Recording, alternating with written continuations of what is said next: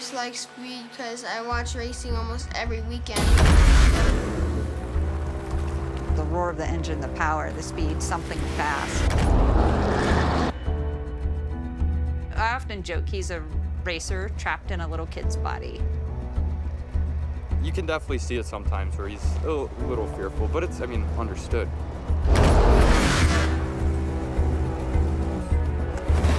People are scared. I think they're afraid that he's gonna break.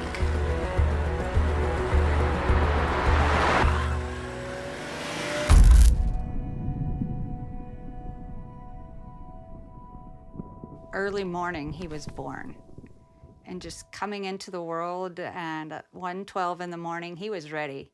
And he was holding his head up all on his own. And I just remember everybody being astounded. And I was like, yeah, he knows he has 2 older brothers that play hockey, and he's got to be a fierce kid to be the youngest of 3 boys. Okay, go, Travis. Travis! Good. First time meeting your brothers. Hazardous. Yay! High five. What does he say? High five. Travis is into just about any sport he can be into. Everything from adaptive archery to wheelchair tennis.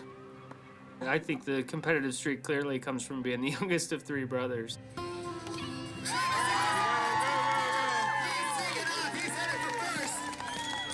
For the longest time, he said he wanted to be a crew chief so he could boss people around. He was one of the most enthusiastic kids in the class. There was no fear in his academics. You know, a lot of kids are afraid of being wrong about stuff. He wasn't shy. He would raise his hand. Wasn't afraid of getting wrong answers. Wasn't afraid of exposing himself as not knowing something. I tell my kids a lot of the time that's a superpower. Good job. I think my earliest memory is changing a diaper and stretching out his legs and noticing that one leg was longer than the other was really kind of a wow moment. Morning, Travis. Merry Christmas, guys. I definitely didn't know what NF was, ahead of this. Certainly was as we always say, it's a scary word to hear neurofibromatosis for the first time or to hear your kid has anything. There's such a range in NF that there are some people who hardly notice and others, you can see from across the room that they are impacted by this disease. He had it happen in the biggest bone in your body, in the femur. For me, it was a really dark place. It was just everything I could do to exist. What do I have to do to get through today?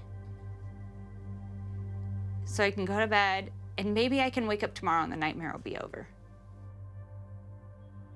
When he was 8, the tumor measured nearly 2 liters.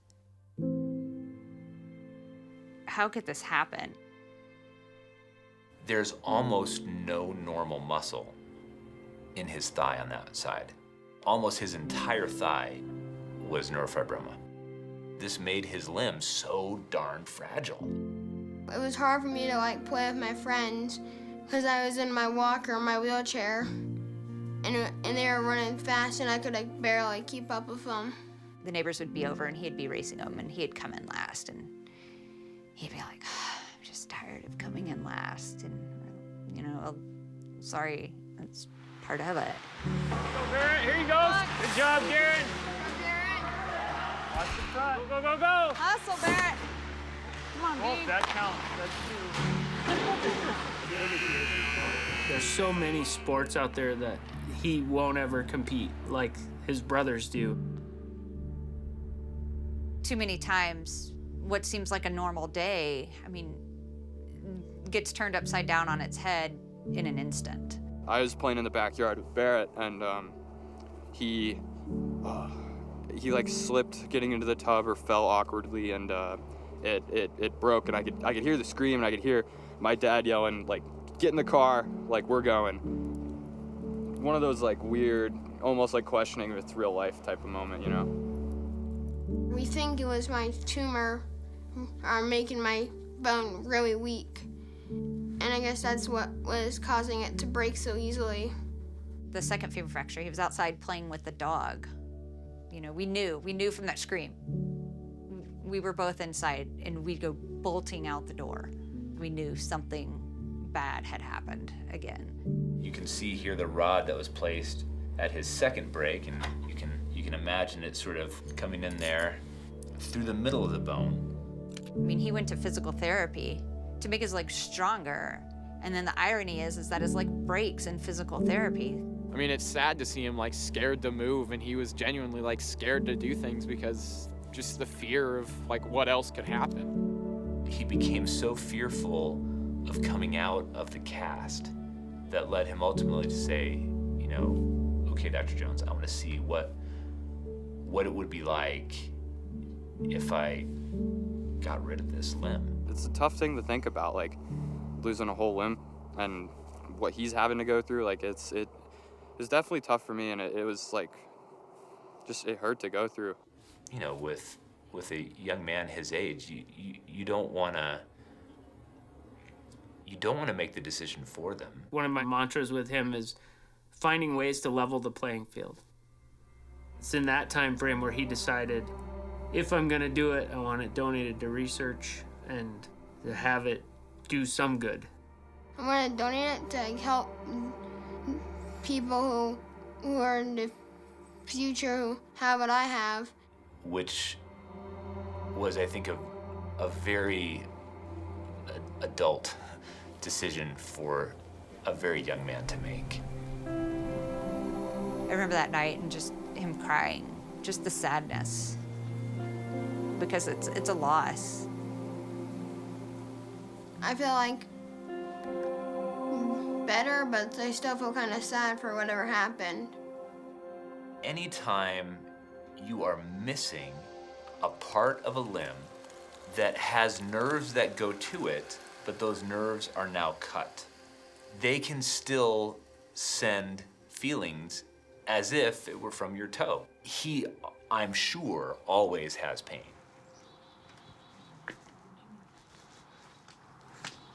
It feels kind of the same with it feels the same when I had two legs. It's just harder because I have to like lift that one up because it's more heavy.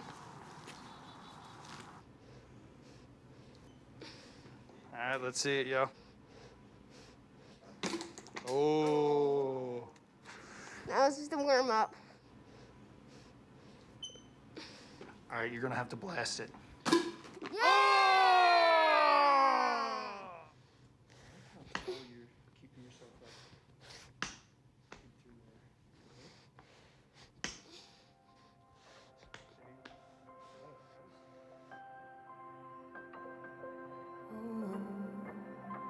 I've learned to walk, I think, over 12 times because of surgeries and all my breaks. I think I got it. Got it? Yep.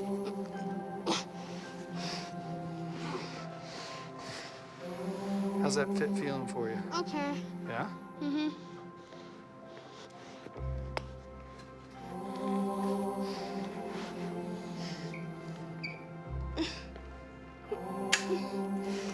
He's got a lot of grit, he's got a lot of toughness. I'm sure, you know, it's gonna be hard doing stuff with that new leg and seeing him have the amputation, come back to school with a leg brace on, be like totally regular, normal kid again. And now he's in high school and it's like, I'm not worried about that kid.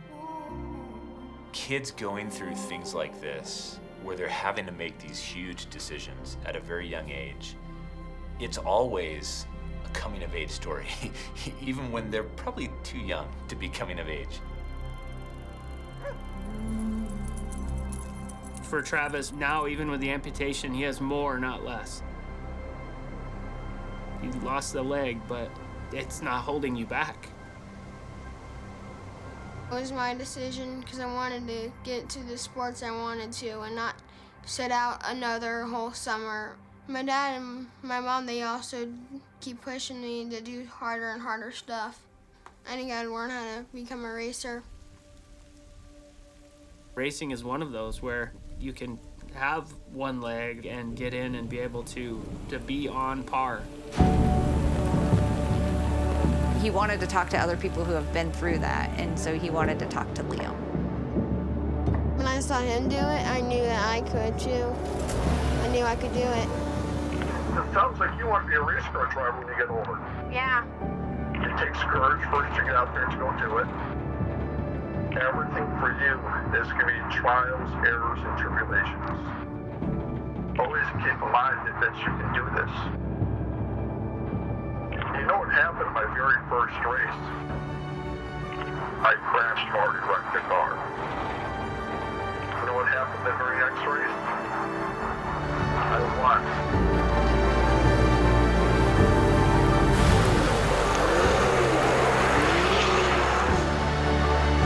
Now, like, I don't think he has anything to be scared of.